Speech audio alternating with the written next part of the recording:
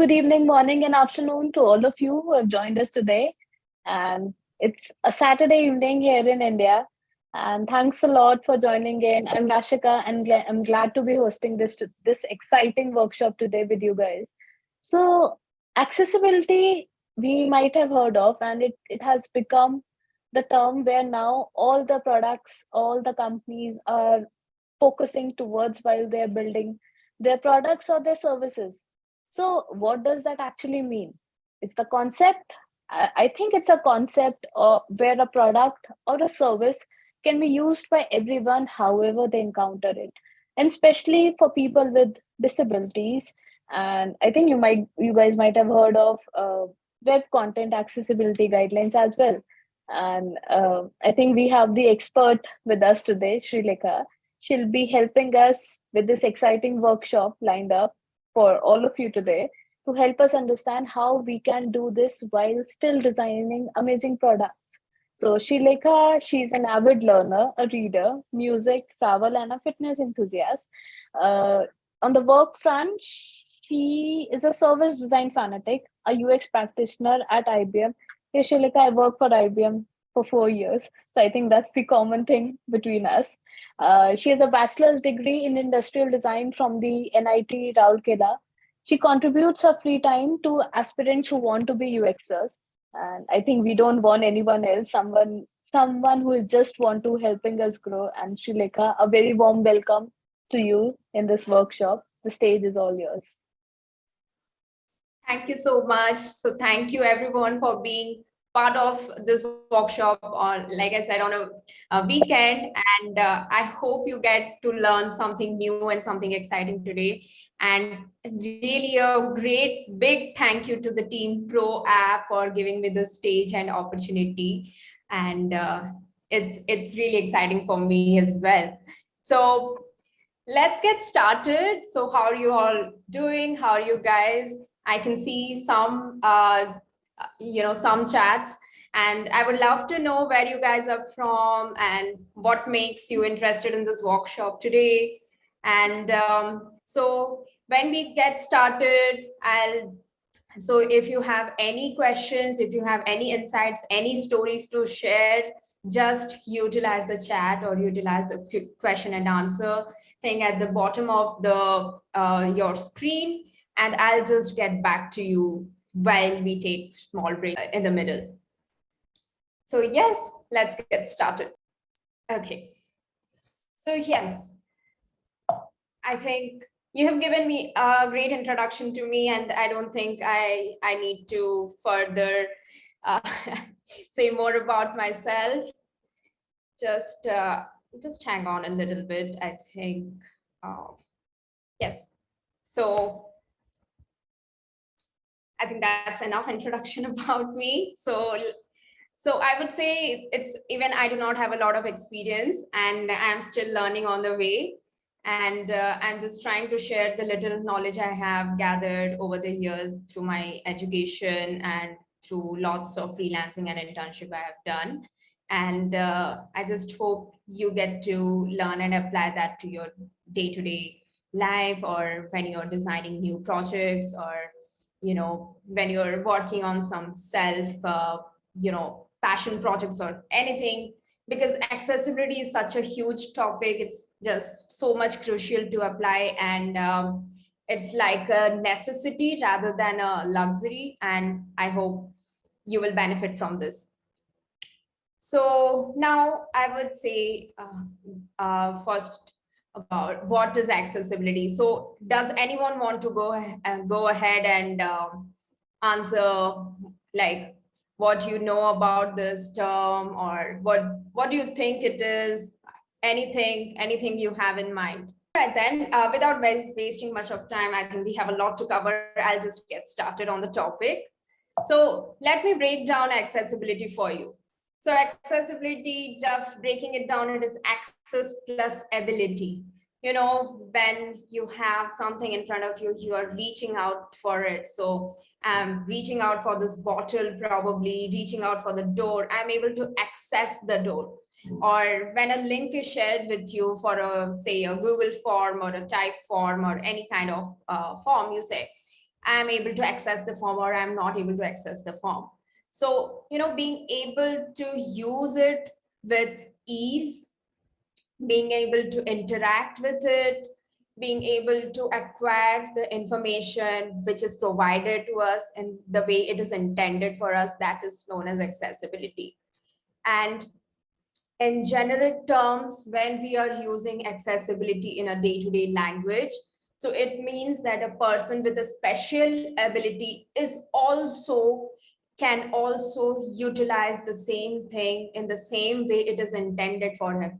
So for example, like I said, the example of a form, so he or she should be able to access the same information with the same ease of use which is intended. It's not like some part of the form he can access or use and some part he's not able to use.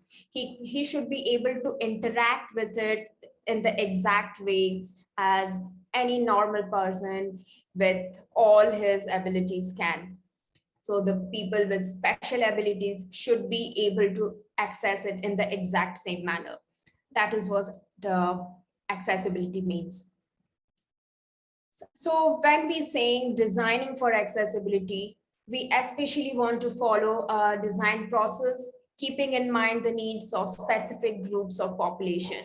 So when I say specific groups of population, I broadly divided into 5 groups, which is people with specific abilities in the field of vision impairment. So some people who are either partially sighted, who are completely blind, or who have some kind of diseases which has impacted their eyesight.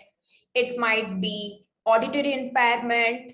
Again, it might be various degrees of auditory impairment. It can be speech impairment from completely being unable to speak, which is aphasia, to stuttering or any kind of minor speech disabilities, or it can be even a situational disability like not knowing the language in a particular country. Even that is a form of disability, and which is known as situational disability. So again, the other types are, cognitive impairment and then motion impairment. Cognitive is all things all related to the brain. So when I say cognitive impairment, it involves learning disabilities. It involves like dyslexia, like attention deficit disorder, all that thing. And then we have motor impairment. So people who are not able to use their limbs, who can't walk, who are using a wheelchair, you can imagine all those folks. So we want to make digital world accessible for all these people who have different levels on different types of disabilities. So disability can be, like I said, it can be permanent, it can be temporary, or it can be situational. So permanent, for example, in case of motor, permanent can be someone who doesn't have a limb, someone who has lost his hands, maybe in an accident, maybe it's from birth, maybe something. Or in case of temporary, it can be like he went undergone a surgery or a fracture. It's just a temporary. He has his hands tied or something. It's a temporary disability. Situational disability is he doesn't actually have a disability. It is just a situational thing.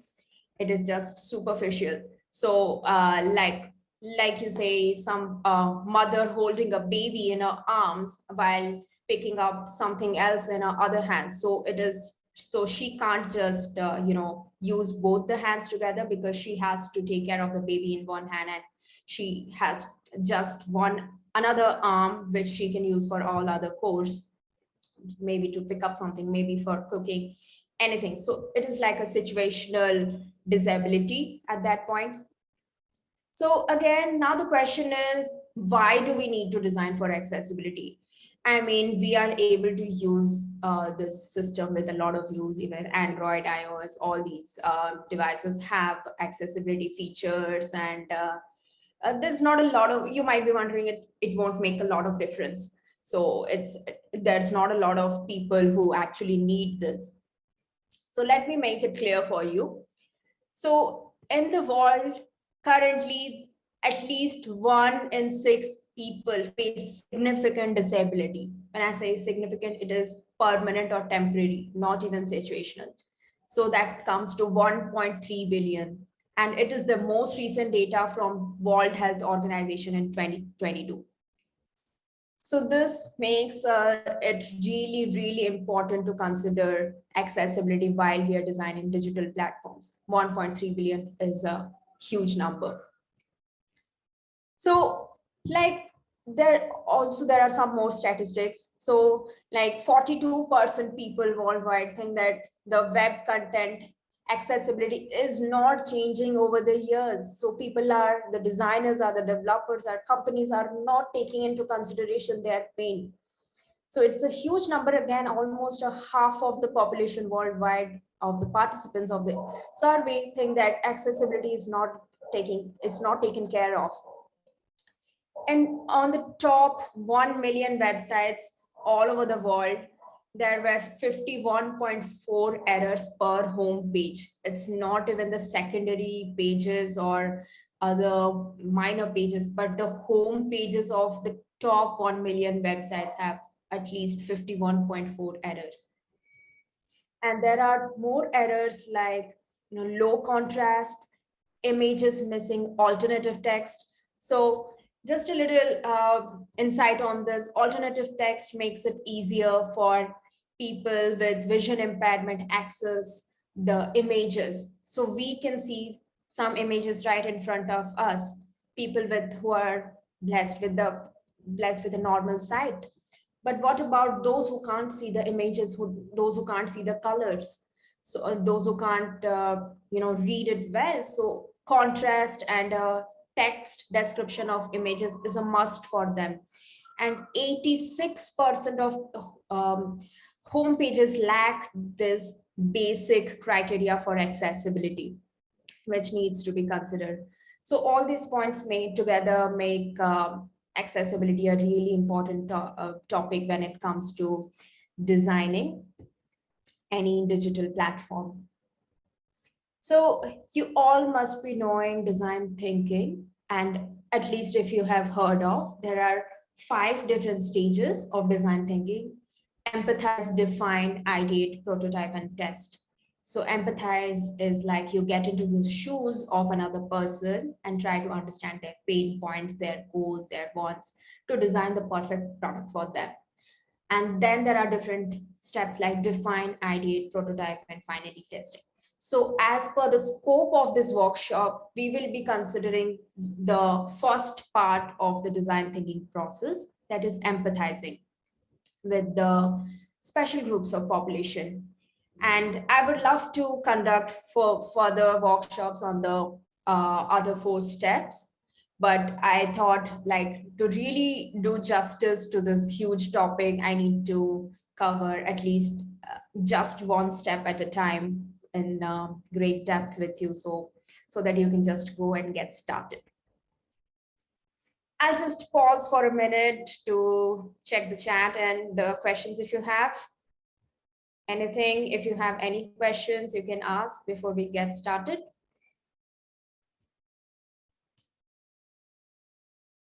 All right, I think we have not proceeded to that point right now.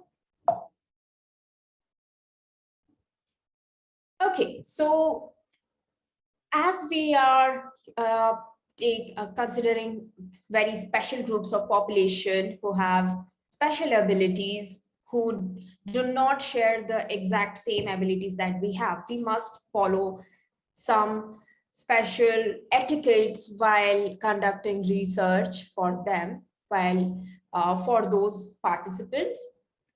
And so these also vary from groups to groups for different types of disabilities, and I'll be sharing a collated list of etiquettes which is very good to follow when you're conducting any research method with these special groups of population. So like I said, these etiquettes are specific to the person's disability.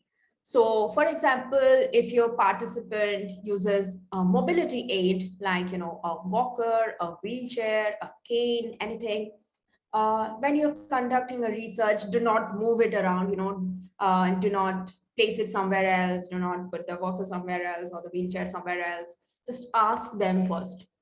If they have a guide dog, also you shouldn't go and distract the dog, even if you love pets, even if you love animals, dogs, just don't go and pet them or play with them. So the guide dog is doing its job with someone who might need it, someone with maybe vision impairment. So let's see some more points. So first and foremost is, do not use any sort of victim language for the people, for the participants. Things like, oh, I feel sorry for you, we feel for you, I'm sorry that you have to suffer with this disability. Don't make it sound tragic.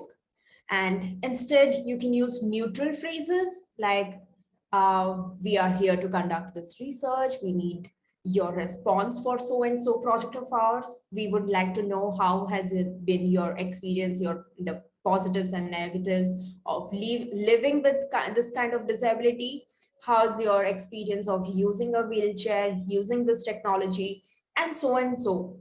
Don't use terms like which are outdated, like handicapped and bound to wheelchair, and all these terms. These are actually not empathizing with them. Like I said, don't assume their disability is a tragedy. They are very well adjusted to their life. They may have strong identities that are connected to the disability, because for some, they might be born in a way. They might be blind from their birth, and they are acquainted with it, but they are adjusted with it. So you don't have to make them feel sorry, make them feel like a tragedy. And also, do not assume they need something. Like I said, do not shift their things from here to there. If you are like really kind and helpful, you really need to offer them any accommodation, any help. Just ask them before you provide it. This is true for everyday gestures like opening the door, or holding any of their items, walking them to the interview area. So a lot of times I have observed, like, if when the participants are there, people will just go and hold their wheelchair, or if someone can't see, people will just go and grab them by their hand and say, oh, come on, let me walk you to there. So probably they might be uncomfortable. They do not need you to do that. Just ask them, do you want me to walk you to the area? Do you want me to grab your items or grab your stuff? Just ask them. Making an accommodation before asking would imply that your participant is incapable, or they can even see it as insulting. You don't want to make them feel like that if you really want to set a positive an example. Also, don't assume their capabilities beforehand. By this, I mean, like, don't assume they can use certain things in a certain way. Don't assume everyone can use a wheelchair, or everyone can use a screen readers, like all blind users use screen readers. It is not correct. Just like all the sighted users can't use laptops or phones effectively. Maybe someone who is maybe people who are senior citizens can't use laptops very effectively. So don't assume anything. So before you're conducting any kind of research, just ask them what they are comfortable with, what means they would prefer. Is it online? Is it in person? Is it in your lab or at their home? Just ask them their preferred location. Be very flexible. For example, a lab setting might not work for a participant with physical disability, while a remote setting would work for a participant who is not familiar with, who is not that tech savvy, or who has some hearing issues. So a remote scenario might work because they can use the chat, they can just use the online tools. So that might be helpful for them. But it's always better to ask them directly, or to ask their caregiver before you make a decision on how you want the research to progress. And then another very important point is making eye contact and speaking to them directly and not their interpreter or caregiver. You might think that people who are blind, I don't need to look at them. I would just take down my notes, I would finish the research quickly, and I'll be done. But even they can sense it that you're absent minded, you're not paying attention, even you're not looking at them. Uh, so it can be also when you are speaking, take breaks, allow them to speak without interrupting them, without trying to complete their sentences. A lot of times we assume that we know maybe better than them, we have some prior secondary research done, so we want to go complete the sentences if they're pausing and taking breaks. But allow them to take their breaks, allow them to think and speak, take turns, and don't go on speaking in an accent or long complex sentences. Don't, and this would just make it really uncomfortable for them. And also people with speech impairment or auditory impairment or any forms of cognitive impairment might find it very distracting if you just keep on saying monotonously. They might just get really bored and irritated out of it. So just these are some points you must keep in mind. It's like a must, because if you want to get a good results out of your research, you should be able to accommodate your participants and take care of them rather than just focusing on getting the outputs out of the research. This would actually guarantee you having better output than just going mechanically about it. All right. So I'll just pause for a second. And is there anything else you all can add to the list? Have you ever spoken with people who have certain kinds of disability? Have you noticed any kind of trouble they have during the research process phase, or when you're having a conversation, like if they feel offended, or if it felt not, if it didn't feel inclusive for them? Do you have anything else to share? All right, then. So we'll proceed to the next section, which is the major focus of the workshop today, which is the research methods. So I suggest these 4 or 5 research methods, which are the always the best methods to follow for accessibility.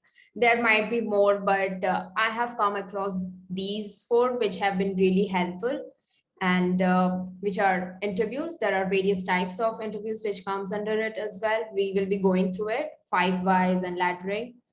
Then we have different methods of survey. We have different types. And then we have contextual inquiry and body storming. So interviews are really useful for people with vision impairment, motor disabilities, and cognitive impairment, like attention deficit disorder, dyslexia, learning disabilities, and so on. For speech and auditory impairment, it might not be really helpful, because when you're conducting an interview with someone who is someone who has auditory impairment, obviously you need to be able to converse with them well. They should be able to hear you and respond to you. So that rules out interviews for people with auditory impairment.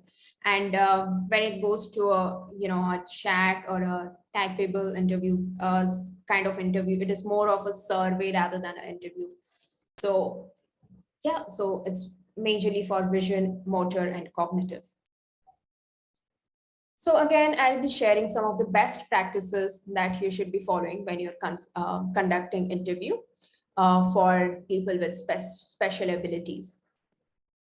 First of all, take help of recruiting firms to get desired participants, or reach out to local advocacy groups who are willing to contribute their time to get their voices heard. during the recruitment, ask for their consent. Just get to know that whether they are really comfortable in sharing their uh, pain points, their goals, their problems, their day-to-day life. Just ask for their consent. And are they really willing to speak it out with you? Are they in a good state? These all really matter if you want to get a good output of your research. Then confirm their preferred location rather than yours, and their preferred language of communication. So some might not even be able to communicate in your language. So you should ideally have someone to translate to their local language. So on the day of the interview, irrespective of the location, greet the participant, spend a few minutes to make them comfortable. Inform them who else is with you or what equipment is around them. Inform them if you are going to record or take notes. Brief them about your project and what you expect from them. So if it is in a lab or a location they aren't aware of, guide them to the seat, and you should be asking them before you make any accommodations to them. For the session, you should ideally bring along two people, someone who can understand the participant, understand their local language, and someone to take notes. For instance, if a participant is profoundly deaf and dumb, you might require someone who understands sign language. You shouldn't be assuming that I'll be able to run this on my own. I'll do it everything on my own. So for you need someone to really explain the specific questions you're asking to them in the language they are comfortable with. Also for the dyslexic and for people with learning disabilities as well, irrespective of how simple and clear your questions are, it might get really monotonous or confusing for them at times. So you might need someone who interacts with those kind of population on a day-to-day basis, as you might not be able to be probably familiar, and uh, you can be taken aback by some surprises as well on that particular day. So especially people with cognitive impairment, they might react to some questions in some way, and you might not be able to handle the situation. So everything can just go haywire if you're not prepared for the such situations where they kind of react in a completely different and unexpected way. Also, you should be making sure that the person who is taking notes is not distracting, isn't causing any form of distraction to the participant, like typing out loudly. Some people have the habit to just bang the keyboards and typing out really loudly, and constantly looking and staring at them or something. Just make sure the person taking notes is also familiar with the best practices.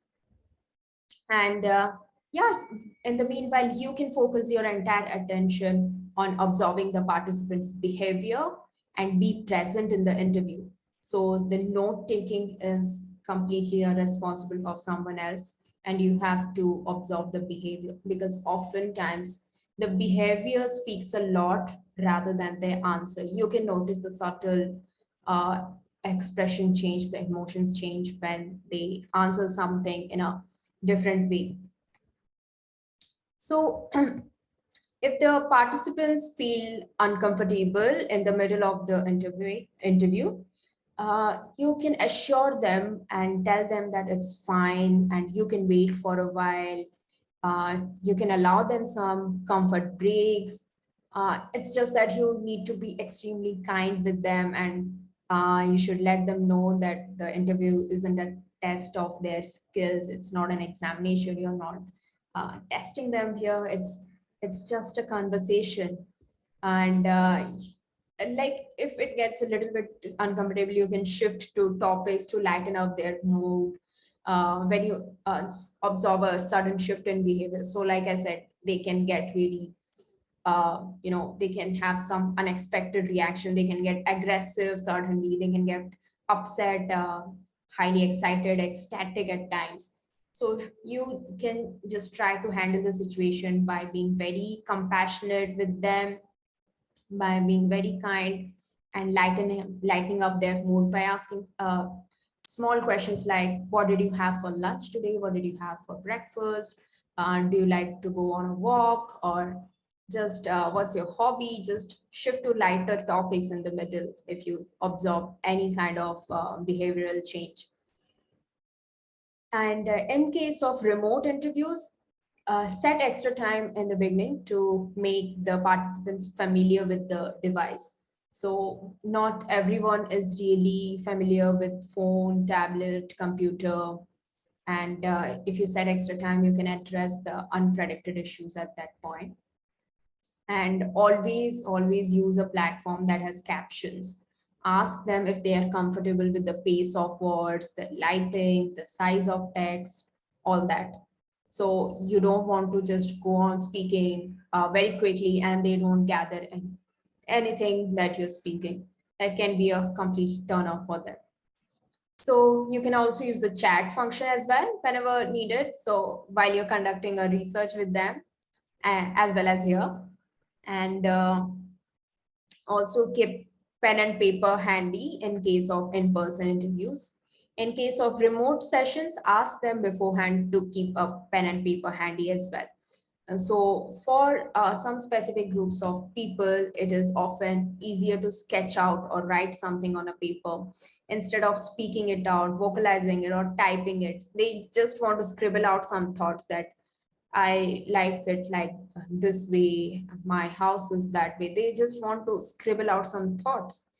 And also make use of the live transcription services, like there are some like otter.ai for the benefit of those with learning and hearing disabilities.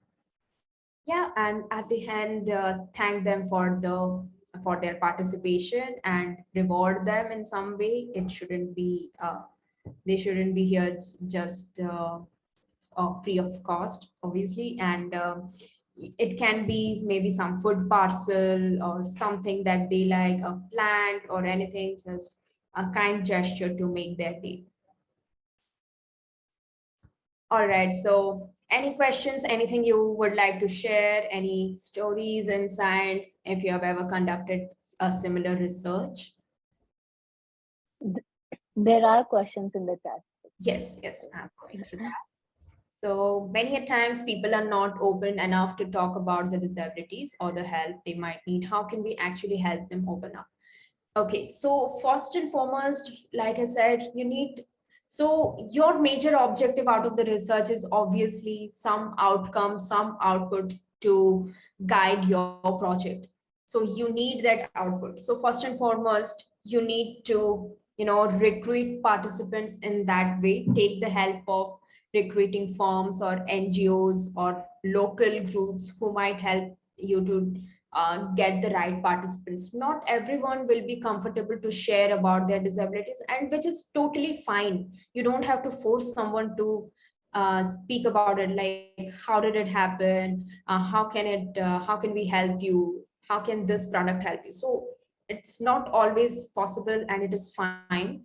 And if but in the middle of the interview, if you are observing that they are not able, they are not opening up, or they are not answering certain questions, even in that case, you can shift to lighter topics, and you can ask maybe some follow-up questions till a certain point, till you are able, till you get your desired answers. Otherwise, it is fine. So basically, I would really suggest that empathy at the core is really important when you're conducting such research with people who have disabilities, because you just can't force them to get your output. All right, so what if the participant is a next billion user? Can you explain how to deal with them. Hi, Danish. I'm not sure if I got your question right. So you can probably unmute and ask as well. Let me like unmute Danish for you. Perfect. Yeah, sure. Yeah, hi Dinesh. I think you should be able to speak now. Clean user is a person who don't know the digital literacy, who don't know how to use a device or something like a tablet, PC, or mobile phones. How can I deal with them, ma'am? How can a research can be conducted with some participants like them? Okay, got it. So, like I said, not all participants will be aware of the digital technology. So you have to group your participants accordingly. So if you're designing a physical product, you can completely rule out the need of digital literacy for them. But if you're designing an app or a website and you need insights on that, so you can ask them if they have any kind of, digital literacy in that way field. So if they are able to use the app or the website in any level, and according to that, you need to reframe your questions. So in case of interviews, it is always a limited number of interviews. Like survey, it is not quantitative. Interview is always qualitative. So you aim to get the quality data and out of a limited number of participants. So you need to recruit your participants in that way exactly. So if you're conducting a research for an application, say an e-commerce application, so it is always wise to use people who will give you the better insights than people who have never used that application at all, or who never use a smartphone at all. But rather you can use people who have used phone or tablet or laptop but face certain problems, like senior citizens, maybe our parents, grandparents. They use the mobile phones or laptops, but only till a certain limit. You can ask them what problems you face and how we can make it better for you. You can frame your questions differently for them rather than keeping it same for everyone. I hope it answers your question, Danish. Yes, ma'am. Okay. Thank you. Okay. And then, hi, Danny. Can people who don't know how to use technology, who have never been in contact with it, be considered a disability? I'm not. This won't be a disability, Danny. So having no knowledge of technology is not exactly a disability. If they are not able to catch up with technology, then it can be a learning disability. If they are like there is, dyslexia, dyscalculia. So and dyscalculia is people who can't learn maths. Dyslexia is people who can't, who are not able to read and write easily. So similarly for technology, who has never been in contact with it is not a disability.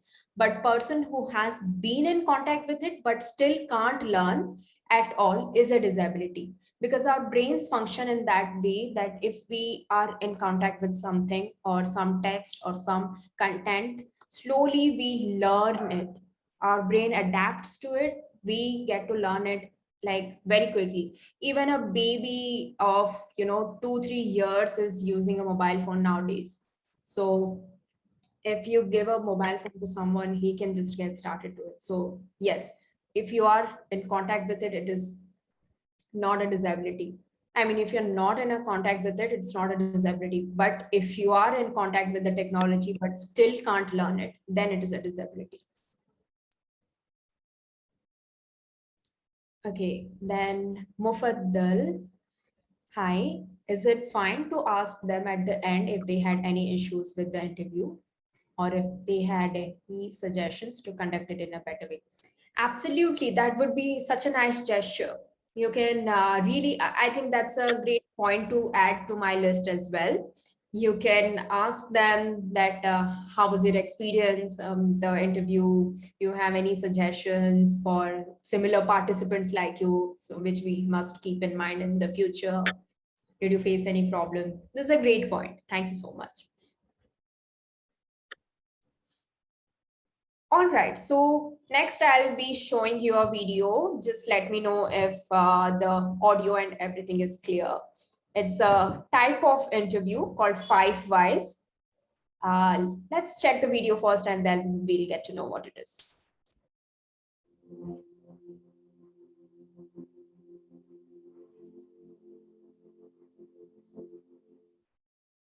One of the most popular root cause analysis tools today is 5 Whys.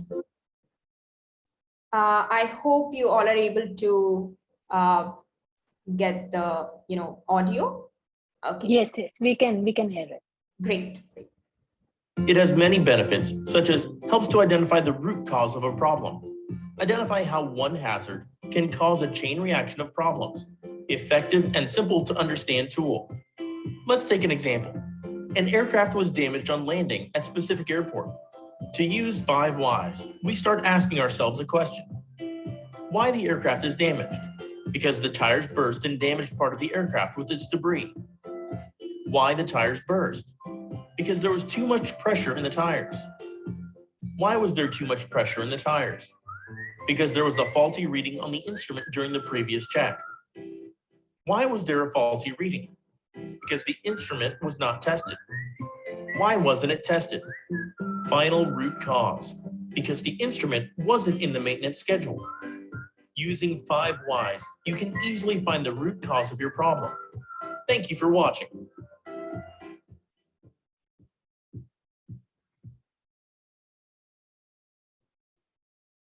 All right.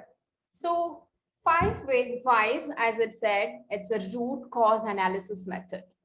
So also it answers one of the questions that I think someone asked in the chat, that I think it's from the ProApp itself, admin. I think when people are not able to open up enough, this is one of the method that you can follow, 5 Whys.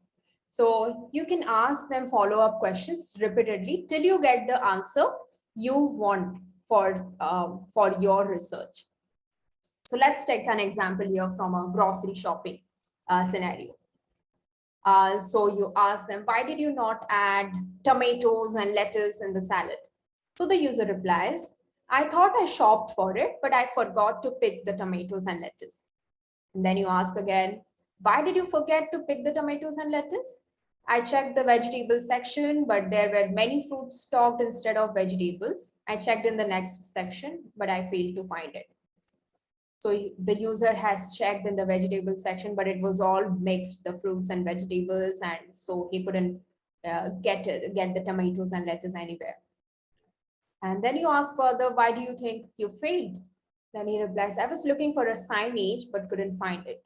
So you see, not adding tomatoes and lettuce in the salad, that's when considering that a problem, considering that a situation, the major problem, the cause behind it was there was no signage in the grocery shop, the mall. So from a bigger surface scenario, you come to the root cause, and that has caused that scenario. So then there is another similar interview technique, which is called laddering. So just a little bit of history about this research method first. So clinical psychologists first introduced this laddering technique in the 1960s as a method of understanding people's core values and beliefs. This technique is really powerful because it provides a very simple and systematic way of establishing how an individual views the world. It is well established in the field of psychology, and its success has led the researchers in other industries to adapt its core tenets to the fields.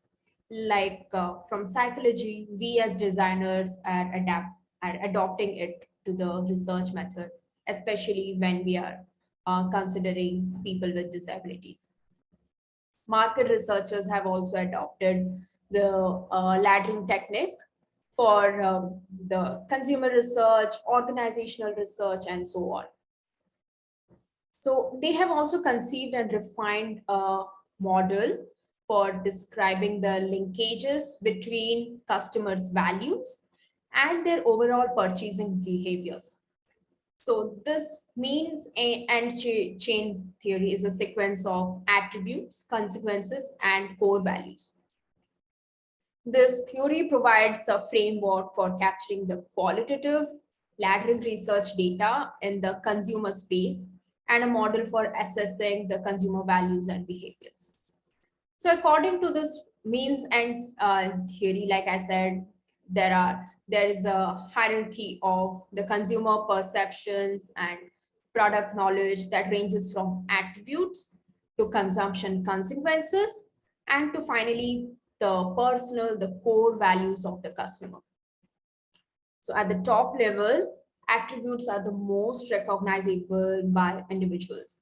That is, users recognize the attributes of a product very easily. For example, a person might say, I like this car because it is maybe a Mercedes, it is blue in color, it is a convertible.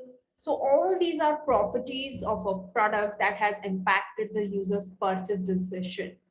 And maybe it is affordable. So all these are like attributes, the properties of the product that is directly impacting the user's buying pattern, purchase decisions. Then we have the consequences. The attributes have consequences for individual. For example, like I said, the convertible is one attribute, or the color is one attribute, which might have features, consequences like the convertible makes the driver feel, young and free. The color might make him feel like black and blue, or maybe a dark shade of purple might feel luxury. Or so these are the consequences. And the price might be important consequence of because of its affordability, maybe because of his budget prioritization. So these are consequences.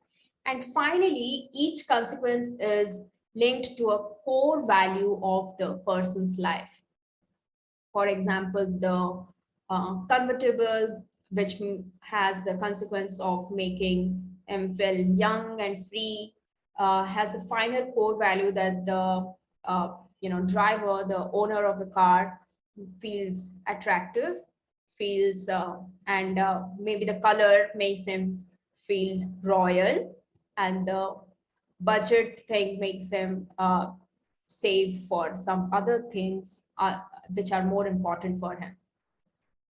So that's so this is again another root value analysis, like 5 whys was root cause analysis method. So this is a value analysis method. Which values are most important to my user? For each area of a product, the sequence of attributes, consequences, and core values forms a ladder. So this is called this is where the name comes from, laddering. And a series of ladders form a hierarchical value map.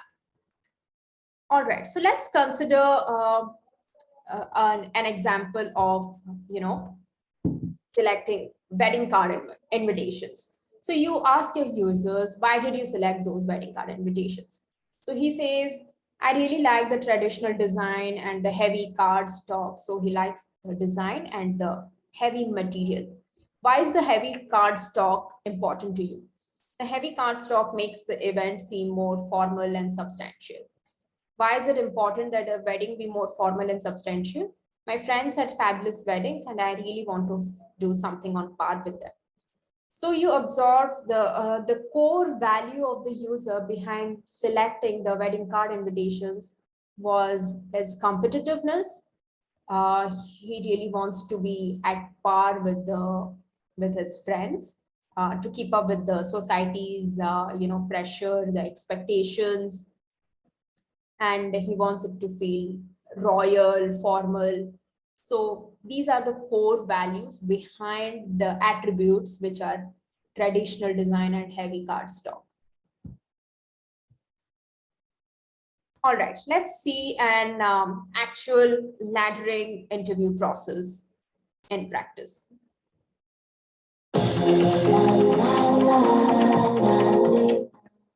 If we think about your communication being encrypted, why is that important to you? Because it's secure. And why is it important to you to have a secure communication?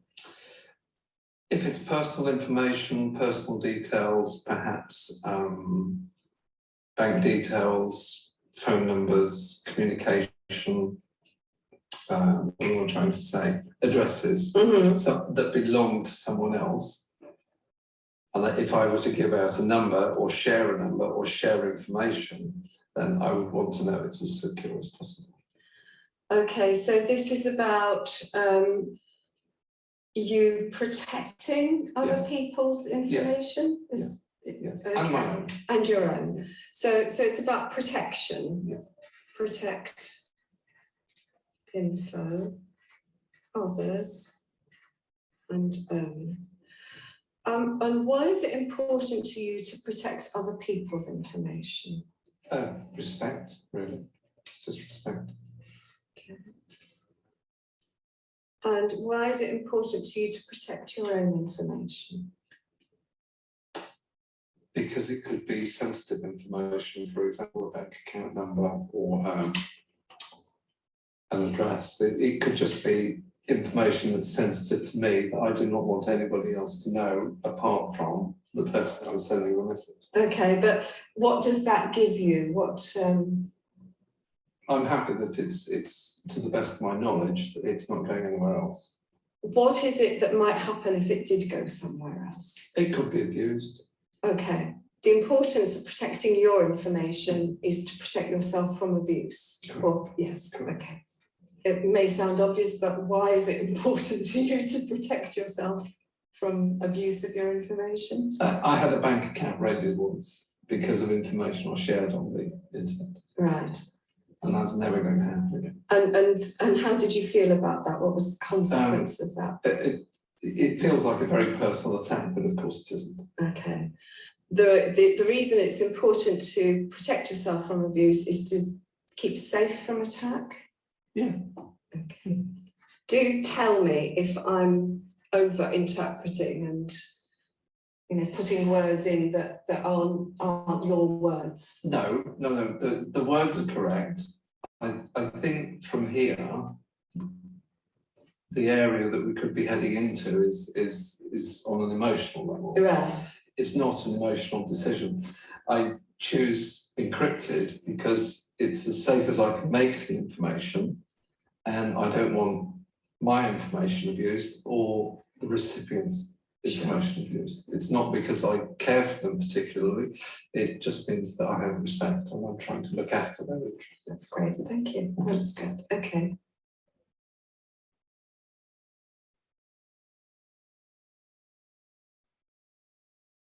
All right, so while you're conducting a laddering interview, you have to drill down to the core values, and the core values are part of Maslow's level of hierarchy of needs for every user. So every decision that we make drills down to one or the other of this level of hierarchy. I'll just show the entire thing. So in this example, if you got this example right, so the interviewer is asking the participant why it is important for him to secure the passwords of the bank account, and he drills down to security and protecting himself from abuse, protecting others' data from abuse.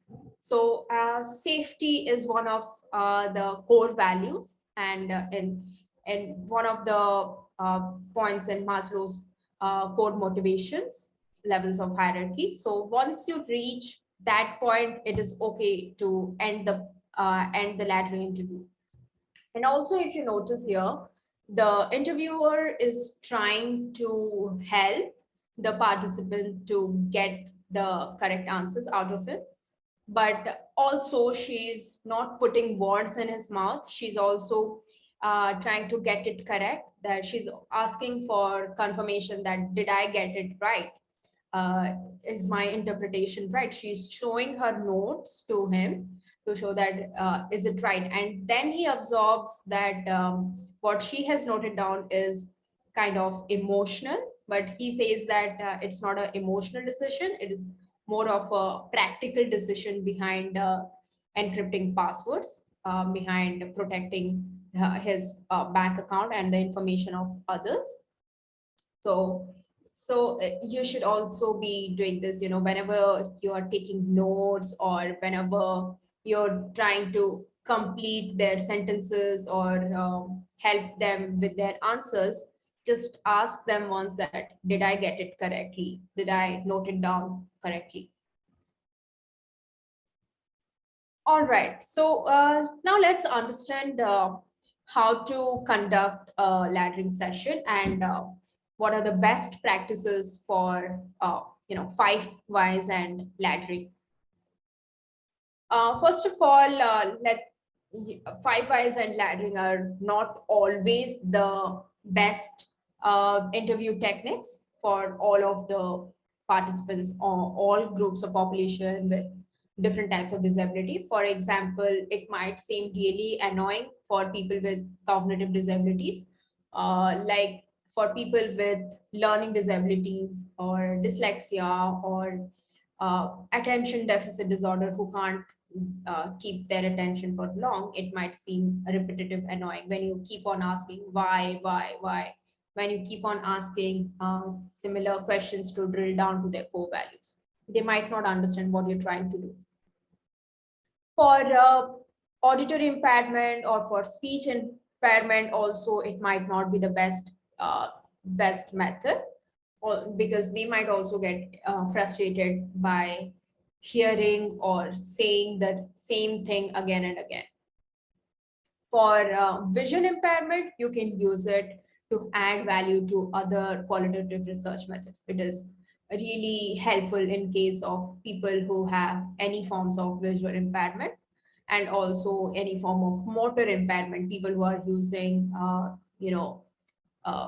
any kind of walking sticks or wheelchair, or who have lost their limbs or anything. It can be helpful in their cases because it doesn't have to do anything with hearing or saying it or thinking, anything related to brain activity.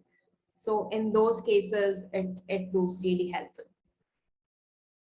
So let's check some best practices. So prior to starting the research, always prepare the questions in advance, prepare the entire script in advance. When you first ask individuals why they bought a product or like a particular application, they would most likely respond by describing the product attributes. These would include characteristics like quality, price, brand name, or some features, just like I said in the car example, like I like the color, it is affordable, it's a Mercedes. So all these would be attributes. So you can't ask questions regarding all the attributes. You have to prepare in advance what attributes are more important to you. You have to, assume some of the answers before going to the, interview sessions, because you would have limited time and you want to drill down to the core values. So in case of the car example, you might have to focus on attributes like the quality and the design, which can make your product better. Price is not really in your hands. So when they say it is affordable for me, so that's it. You don't have to keep on drilling why price is important to you. Of course, prices, it's like a very obvious answers. You don't have to keep asking questions repeatedly in that thing. So for the other attributes, you can ask questions. So it's like the ladder is going vertically downwards also, and sideways also. So in the list, so the attributes are like quality, price, function, brand, and you can't do anything about brand and price. You can ask about the quality and the functionalities. So you have to drill down on these two things.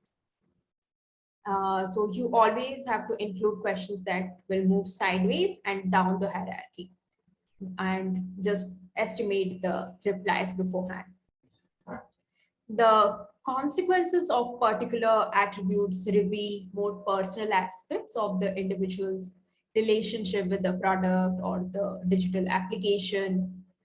And keep asking laddering questions by asking why repeatedly to get research participants elaborate on their initial answers.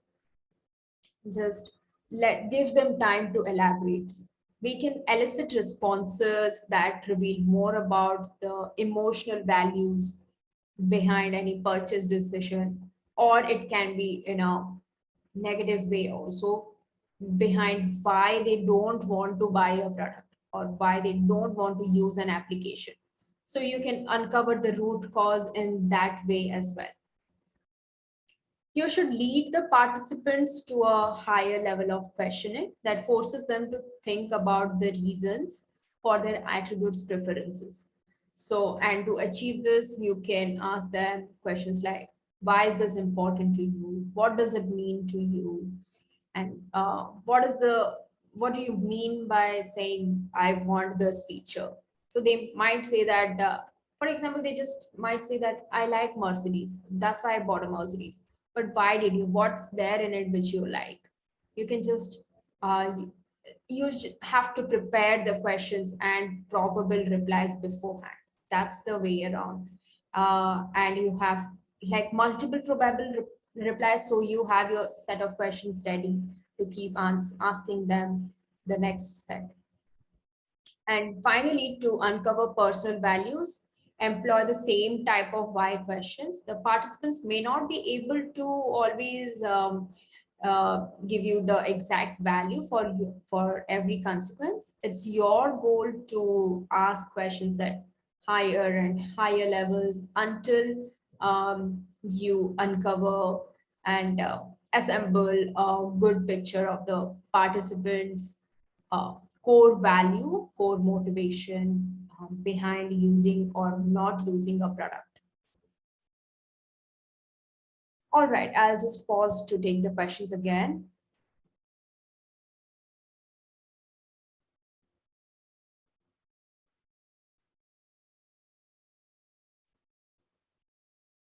So Mufaddal says, I am often observed with my parents and grandparents that even if they know what a certain button on the screen does, they still choose to use what they're familiar with. For example, even if my mother is aware that there is a home button and what it does, she will still choose to press the back button multiple times to reach the home screen. I'm often confused as to what insight that gives me. That's actually a good insight. People are always comfortable with some functionalities, and even if you provide a different, better alternative, they don't go about it. Often and also the back button takes you to the immediate back screen, and home page will skip to go to the back, home page directly. But people who are really comfortable by clicking back, don't want to, consider the alternatives, and which is totally fine. There are even I've observed that when leading top apps introduce some updates in their apps, they don't introduce all the updates together. They update it part by part, just to see how the audience reacts to it.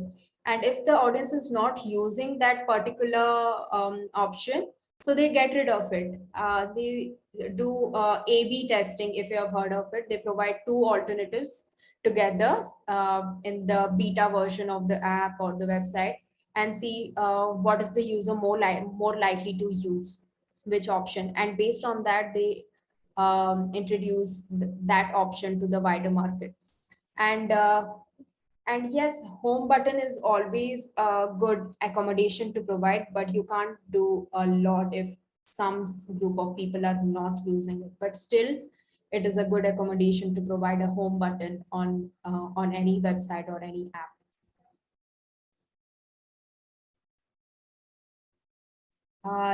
The link from the, so Valerie, hi Valerie, you want the link from the video. So probably what I'll do is I'll try to drop the entire PPT in some way, or maybe share the link to the PPT with all of you. I hope that will help. Or you can share it with me. I'll share it with all the participants once the workshop is over. Awesome, that would be great. Thank you. Cool. There's one more question, I believe, in the Q&A section. We can take it now or maybe later itself. That's completely fine. Okay, so yeah, I'll answer that. So hi Tamjit, we are so you are saying we are moving towards zero UI, how it will improve design accessibility. So Tamjit, I didn't quite get zero UI. So can you please elaborate? Maybe you can turn on, unmute your mic or type in the chat. Yeah, I'll unmute it for Tamjid. Okay, great. Yeah, you can speak now, Tamjid. Hi. So basically, zero UI is like getting rid of user interface elements, like you getting rid of forms, and rather changing it to a voice input. So that is like zero UI. Okay. So yeah, okay. So I'm not really sure if we can completely get rid of zero, UI from any interface. And I have not yet come across any application. I might be totally unaware, or I might not be knowing. Anyone who knows anything on this topic can answer in the chat probably. But I think it's a personal opinion. I don't think zero UI would be good for accessibility. Like for voice input, and what are people with speech disabilities going to do with it?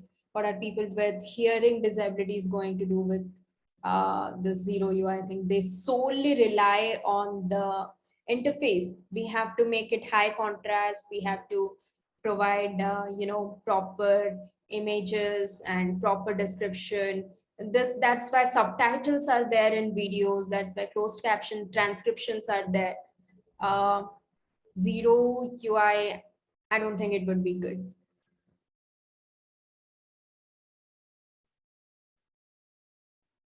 Hope that answers your question, Tamjit. I'm not really sure if it answers, but it's like an opinion.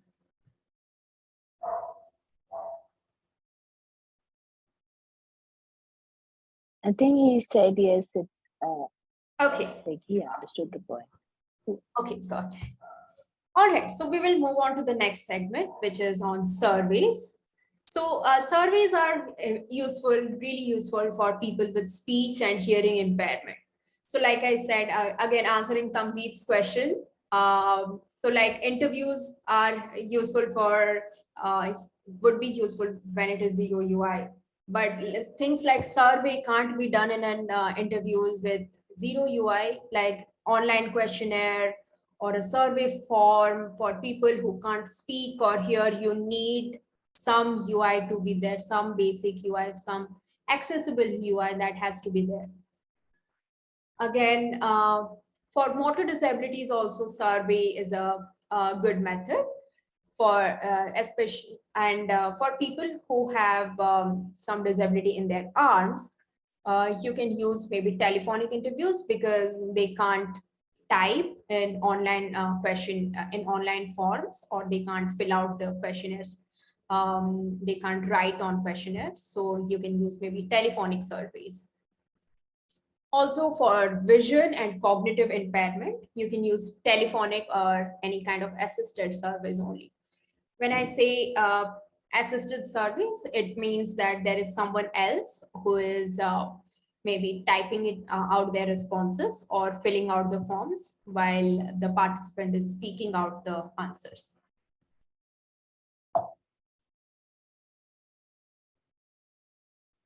And let's get to know some of the best practices for surveys. Like I said, there are different modes of surveys like online, telephonic, questionnaire, or assisted. You must choose the mode of surveys depending on your audience. The typed out or online questionnaires might not be for everyone. People with dyslexia who can't, read or write very easily might have problems reading the questions. And while those with cerebral palsy might have problems navigating through the questions. Cerebral palsy affects your, the motion on your, it's related to the nerves and motion of your body, your arms and limbs. So they might have problem with navigating through the questions. They might not be also able, and they might be able to answer to telephonic surveys rather. In the beginning, clearly state the purpose of your survey, how many questions there are, and use a progress indicator. Allow people to save the form and return back later. So it should not cause any fatigue. If they are tired, they can just save it and return back to it whenever they want. Use simple, short, clear words and small sentences. Avoid just pure jargon. Also give optional free text fields for them to type or write. Keep the overall duration and length of the survey also very short. And ensure relatable flow between the topics. For people who have attention deficit disorders, it can get really annoying, really irritating if you jump from topics frequently. For example, people also when there is like no flow, like you ask them about one app like shopping, grocery shopping, and you shift to completely different, or maybe you think it's related, it's not related for them. Maybe you talk about something like a health related app or something, and what they do on a day-to-day basis, and where do they order food from. So it can just get like really here and there from them. It might not make sense for them if you just jump between topics. So just keep a relatable flow. So you can just divide the sections accordingly. Like first part maybe introduction, demographics, and second part maybe their use of the specific app, their pain points, their goals, what they want out of it, how can it get better. So just provide clear headings and proper flow. And try to avoid questions where the participants have to rank their abilities or skills. For example, if you ask them questions like, how easily can you use a smartphone on a scale of 1 to 5? So it's really difficult for people to quantify such, such answers. Like, how much would you rate if I ask you how easily can you use a smartphone? Like maybe someone would just say 0 and someone would, we will just say 5 out of 5. Instead, you can reframe the question as, how frequently do you use a smartphone? How many hours do you use in a day? And are you comfortable with using a smartphone? So it's just like a yes or no. You can derive their ease of usage from their frequency of usage rather than asking them to rate their skills.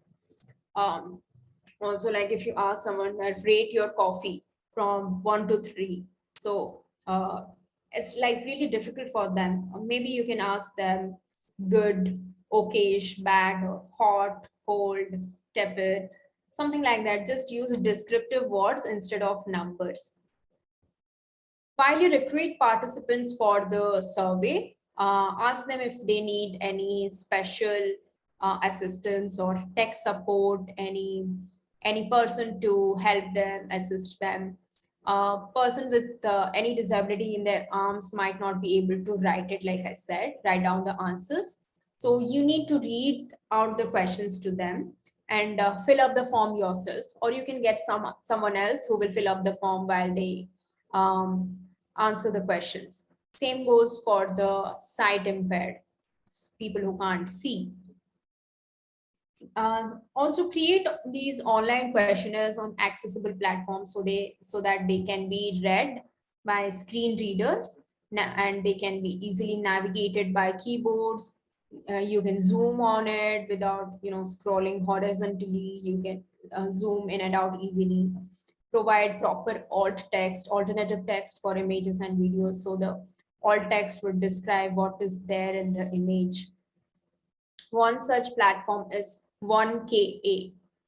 So the number 1KA is one of the platforms where you can create online accessible questionnaires. And try to exclude questions from the surveys which can't be made accessible through keyboard navigation. It is always not easy to use mouse for the sight impaired, so they solely depend on keyboard navigation. So exclude questions which can't be navigated by keyboard. For example, drag and drop, sorting some options, map-based question, Google Maps-based question, image-based questions, heat map. These questions can't really be answered or navigated by a keyboard. Avoid posing questions in the negative so that the user has to answer yes to confirm a negative. So like, do you oppose this political party? Rather, you can say, do you support this? Do you do you not like coffee? You can just ask simply, do you like coffee? Okay, so it's just make the language really clear and concise. And when it is an online questionnaire, just please provide clear contrast between the text and the background. It doesn't have to be white on yellow. It is really difficult to make out what's there on the form if they answer, if they just can't read out what's there. So we have discussed interviews and surveys, and I'm afraid we are running out of time and I still have a lot to cover. So the next two topics are contextual inquiry and body storming. And I also have analysis methods. Probably will conduct another session to cover these topics in detail and do enough justice to these topics. Definitely. I think some in the month of April or May only we'll do the another session. That would be great. That would be actually great. I do not want to just rush Right. this. Yes.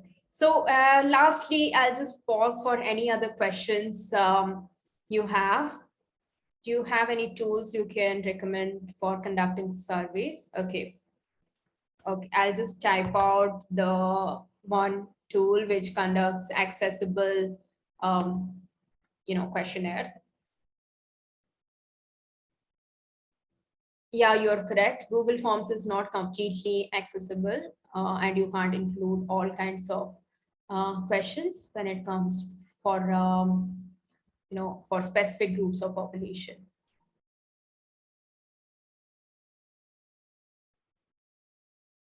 All right, are there any other questions?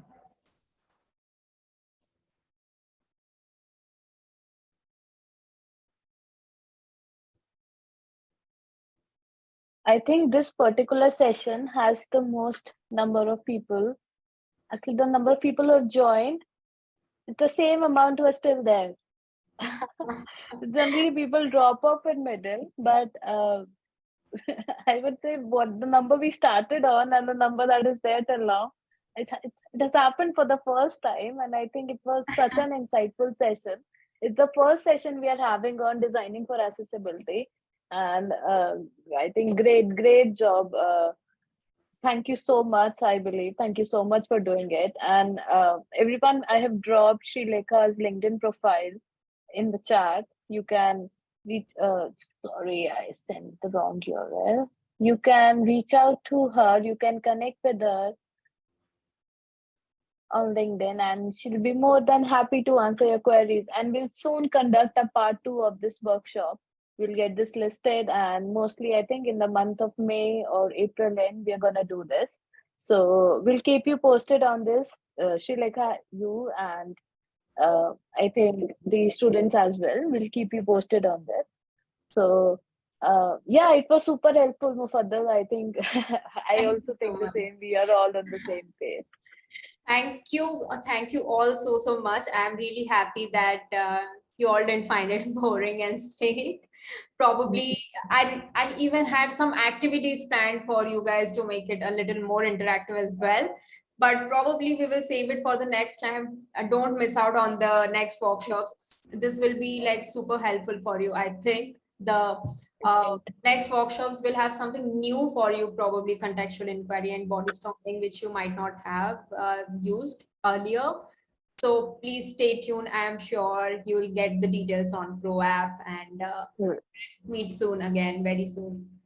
Right. And I think please, the people who have joined in today, please spread the word, ask your friends or acquaintances who would want to learn more about it to join this workshop. And definitely we'll have the recording for the part 1. We will be able to share it with them. And please spread the word, and thank you so much for doing this with us.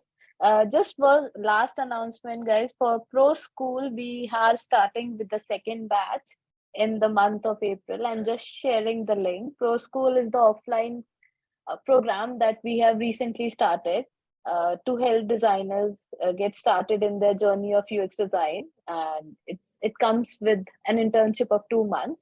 So just fill in the form. Our team will reach out to you, and yeah, that's it. Have a great weekend. Thank you, Shreelekha. Thank you so much again for doing this. We'll meet soon. Thank you so much. Have a great weekend, you all. Bye bye. Bye bye. Take care.